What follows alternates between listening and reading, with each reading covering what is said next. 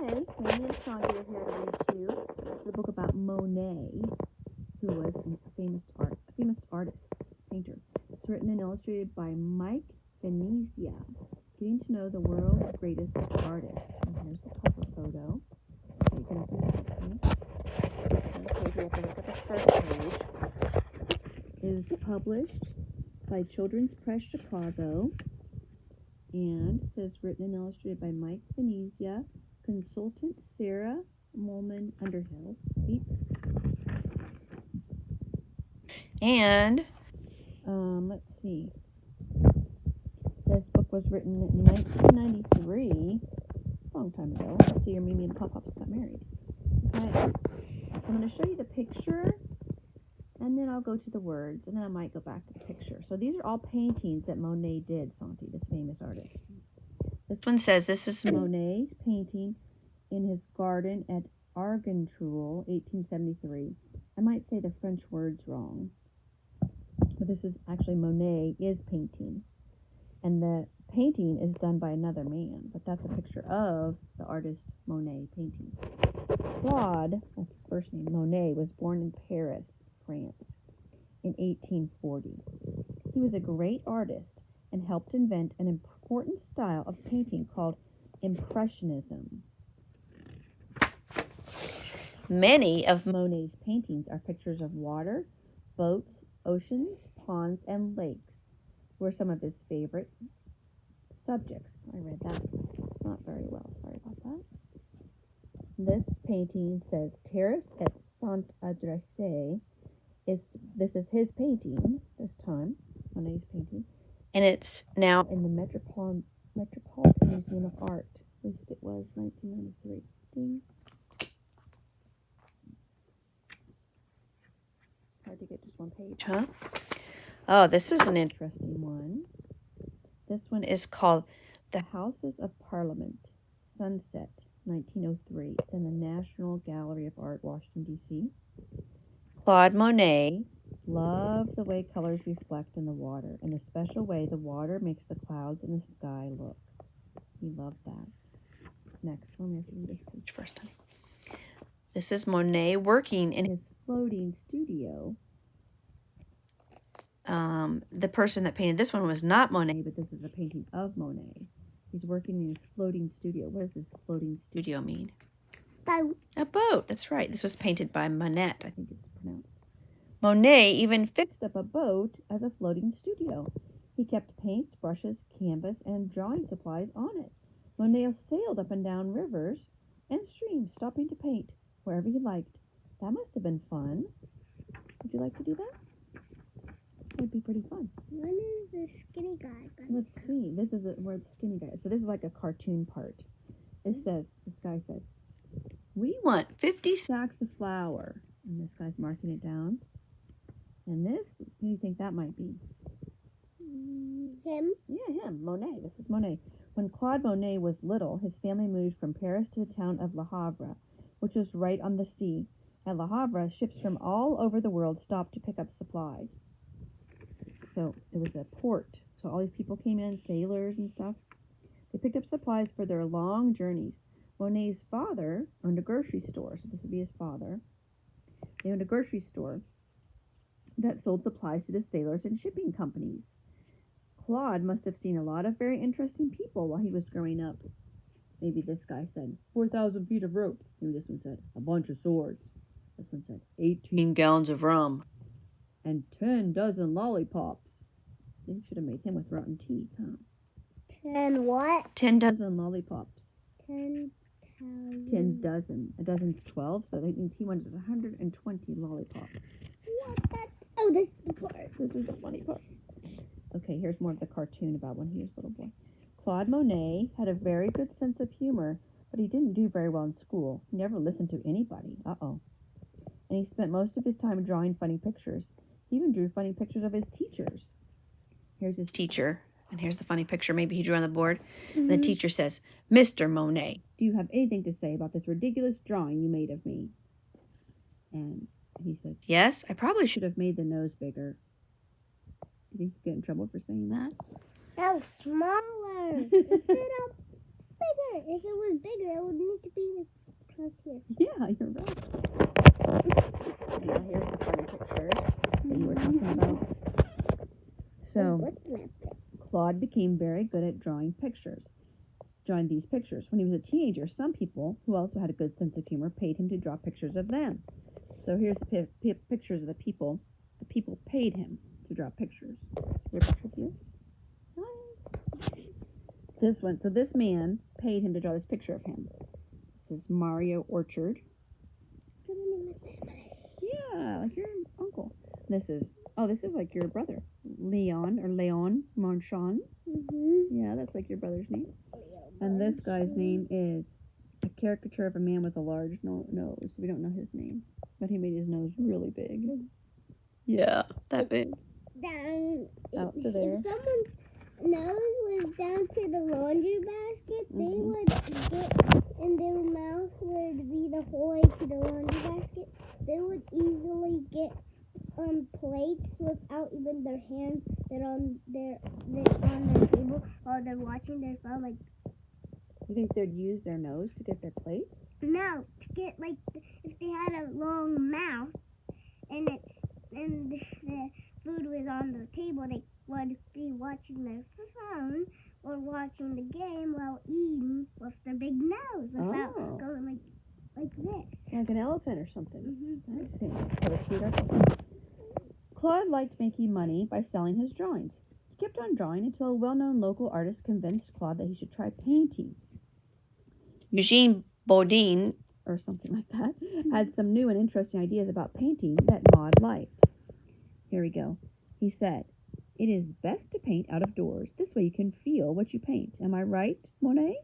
No. "Yes, Boudin." He said, "Yes, Boudin, you are very right." And they're outside painting in the rain. Boudin thought that artists should paint outside, not in stuffy studios, like most artists did during Monet's time. It would be better to be out in nature, huh? To paint nature. So that's what they started doing. There's more like things outside than inside. Yeah. Inside, if you were a little kid, it would just be toys and not as fun. table and right. stuff on there. All right. This one was 1869. Monet loved the idea of painting outdoors. In 1862, he left Le Havre to study art in Paris. There he met other artists. Monet made friends with Pierre Auguste Renoir, Alfred Sisley, I don't know, Frederic Bazille. He showed them how much fun it was to paint outdoors. Monet and his friends often painted together in the countryside. Sorry, I butchered the French words in here. Then this cartoon says, "Must have been pretty windy today, huh, Dad?" You could say that. See his hair all messed up. Oh, and look at the painting. A pig and a chicken are stuck to it. And a banana. Because of all the wind. Isn't that silly?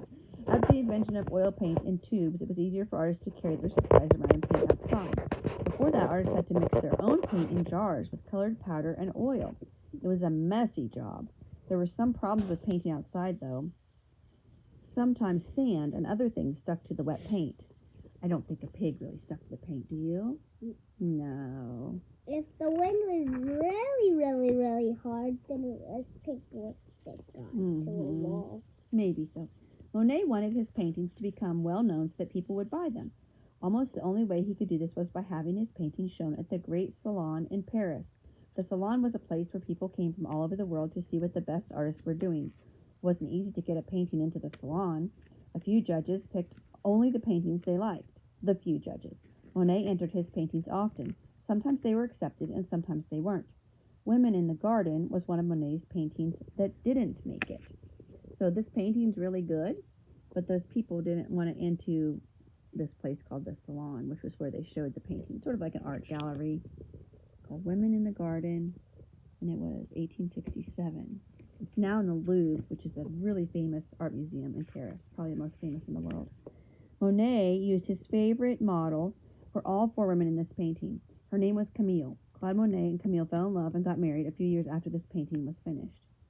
He used her for all the people in In other words, he looked at her while he painted so he could get an idea of what to paint. This one's called... Do you have a question about the book, honey? Yeah.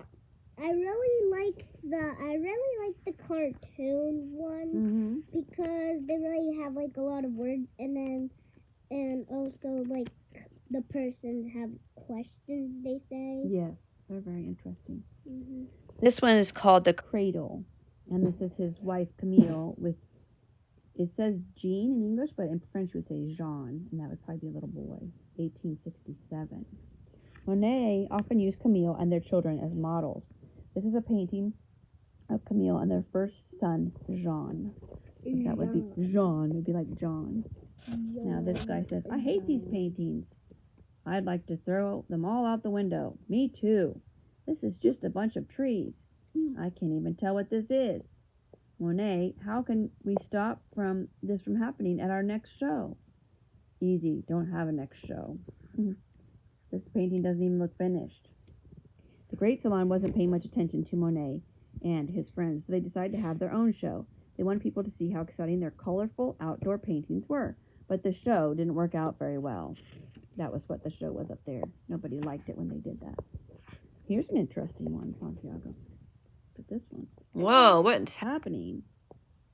A horse and tiger attacking this guy, and this guy don't know what he's on the ground. And this is laying down, and there's a tiger. Lions, yeah, not tigers. Lions and lions. It's called A Lion Hunt, and it's actually not by Monet, it's by Delacroix.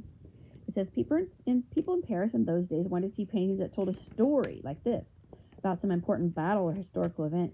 They were used to paintings where everything looked clear and sharp, and they liked dark, moody colors like this. I really like the sky. You like the sky? And roll. That's what they liked at that time. They didn't like ones like this at this time, like this one. This is a Monet. That one wasn't.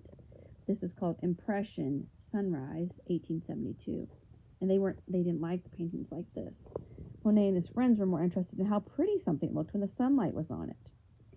They liked to paint ordinary things like a boat on a lake or rocks by the ocean or even haystacks in a field. A newspaper man called these artists Impressionists. He got the name from Monet's painting Impression Sunrise. This is a long book. You're being so patient. We're almost done. Even though people were not crazy about Monet's Impressionist pictures, he kept on painting them. He thought it was important to show scenes of everyday life, and he tried to make the colors, shadows, and light in his paintings as real as possible. Monet was even able to show steam and dampness coming from a train engine. You see the steam and dampness?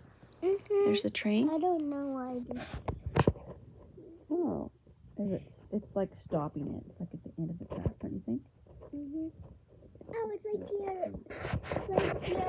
train thing, and it has like a stoppy thing. Yeah, like the train toy we have. This one's called Detail. Oh, it's a detailed picture of the painting on page 25. So this is an up-close picture. It looks like skeleton. It does look different up close. See, it's up close. If you take a very close look at some of Monet's paintings, you can hardly tell what he painted. It just looked like a bunch of colorful brush strokes. If you look up really close. But that, Santi, yeah, is this. See the two ladies? Yeah. That's them over there. It's showing us up close over here. And over here, it makes more sense. But when you step back a little like this, it all starts to make sense. It's easy to see the colorful brush strokes on page 24, that's this one, are really the two ladies, that's right, buddy, walking along a cliff in the painting above. Looks just like skeleton. Just looks like funny up close, huh? This one's called The Manaport, 1883. Exciting brushstrokes and colors in Monet's paintings give you the feeling of being right there at the moment he made the painting. Monet wanted to get as close as he could to the thing he was painting, no matter what the conditions were. Sometimes he had to tie his easel down so that the waves wouldn't wash his painting away. So, when he was really close, he actually did tie his easel down like this, it says. There, now I have tied my painting to a rock, nothing can go wrong. But look what happened. We don't know that it really happened exactly, but it said this one's a famous one. It's called Haystacks. End of the Day, Autumn 1890 to 91. It's a famous one. Monet often painted many pictures of the same thing. Watch this one. See, this is End of the Day. This is end of summer in the evening. It's the same thing. He wanted to see how sunlight changed the look of something. See? At different times or different day or different seasons of the year. Almost done. The Japanese footbridge. That's a pretty one. With all the flowers. When Monet was older, people finally started to appreciate his paintings. He settled down the French town of Giverny and built a wonderful water garden there. See? Claude Monet lived to be 86 years old. He spent his last 10 years of his life painting scenes of his water garden. This one's called Water Lilies. That's one of his most famous ones. And this one's called Panel of Water Lily Decorations. These are among the most beautiful and famous paintings he did. Some of them are over 40 feet wide. That's super wide. Like a daddy's about 5.5 or 6 feet or 6.5 tops. 86. Not 86. Hold on. What are you? Oh, 86. That's right. That's 86 years. You're right. Monet was able to show how things looked at the moment he saw them, almost like a camera does. This is called Snow at Argenteuil. I don't know how to say the French. But that's a nice one. Argenteuil. Something like that. He loved nature and he painted with colors so that a scene would look as much like nature as possible. He was even able to paint mist and fog and make it look real. Here's Venice, the Grand Canal in 1908. This is kind of misty and foggy. Last page. Good job listening so well. It's a lot of fun to see a real Monet painting, especially up close. You'll be surprised by how many different colors you can see and how simple Monet's brushstrokes are. The paintings in this book came from the museums listed below. If none of these museums is close to your home, maybe you can visit one when you are on vacation. That was a long book. Thank you for listening with us.